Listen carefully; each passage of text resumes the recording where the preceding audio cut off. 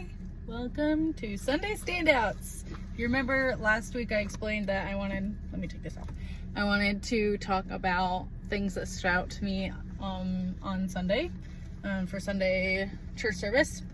So we started a new series called Ecclesia, which I think is Greek for church. So I'm gonna talk a little bit about what stood out to me. The series, today's message was called Built to Bear. He said not build a bear, but built to bear. So it's like we as the church are built to carry. So my favorite part was the how to get the best out of the church.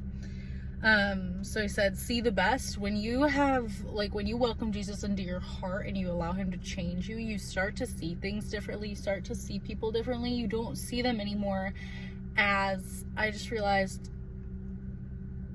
anyway, I hope this works. You start to see people as who God has created them to be, not who they are in the moment. So like if somebody's an addict or they struggle with something, but it's not just a struggle, it's like their life, they're not a believer, but you don't see them anymore as an addict. You don't see them anymore as somebody who lies or steals or cheats.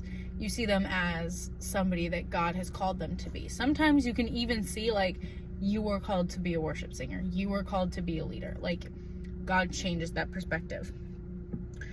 It's natural to see people the way that they are. It's supernatural to see the way that God is calling them to be.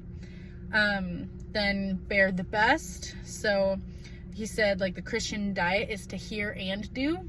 So don't just take in a message and then not do anything throughout the week. Or don't just do and never. He used show and tell as an example. So it's if you pray over someone and they get healed, you don't just walk away. You pray over someone, they get healed, and you say, glory to God, Jesus is the one that healed you, God healed you. You also don't preach the message and then go get drunk that night. There's a balance to you kind of walking the talk and talking about the walk. He also, this was a sub point, he talked about the two extremes in the church, where it's I won't be involved in the church because people are going to take advantage of me.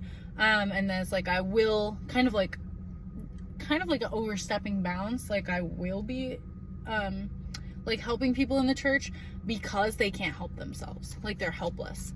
And so, let me just turn my page. So then he had kind of a little sub point where it was how to bear without getting burned. You can stand with them, but don't stand in for them. He said that moms would really struggle with this a lot because they're used to nurturing and they're used to taking care of people. And so you can be alongside somebody, encouraging them, loving on them, praying over them, but do not carry their burden. Said offer guidance, but don't take responsibility for their actions. So if they're hey, I'm gonna go do this thing, and you're don't do that thing, they're okay, you gave them the advice and the wisdom.